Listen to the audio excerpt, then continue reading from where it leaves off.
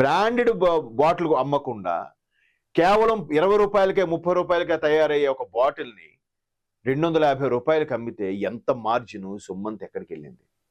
విజయసాయి రెడ్డి గారు ఆడిటరు, పైగా లా తెలిసిన వ్యక్తి, మేధావి కాబట్టి ఆయన విచారణకి ఎన్నిసార్లు వచ్చినా తెలియదు, గుర్తులేదు, మర్చిపోయా. ఆయన ఇంట్లోనే అన్ని జరిగాయి కానీ ఆయనకేం తెలియదంట. ఆయన ఇంట్లోనే హైదరాబాద్ నివాసంలో కానీ, అక్కడ విజయవాడ నివాసంలో కానీ ఆయన ఇంట్లోనే అన్ని మంత్రాలు చేసుకున్నారు కానీ ఆయనకి సంబంధం లేదంట. మరి ఎక్కడ?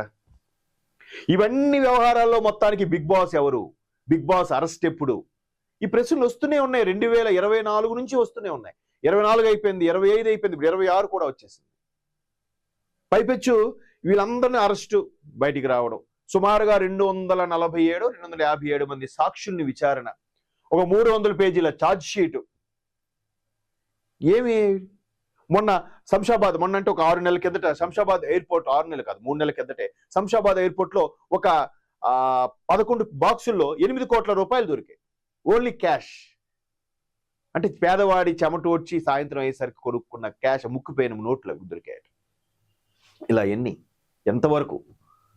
కానీ దీనికి ఏ సొల్యూషన్ లేదు, ఏ ఇది లేదు, ఇలా నానుతూనే ఉంది. ఏమైనా పొరపాటున అరెస్ట్ అయితే వాడు అన్యాయం చేశారు, చంద్రబాబు నాయుడు గారిని ఎలాగైతే అరెస్ట్ చేసి క్రేజ్ వచ్చిందో దీనికి వచ్చేస్తుందనే అపోహలో ఇంకా కొంతమంది ఉన్నారు.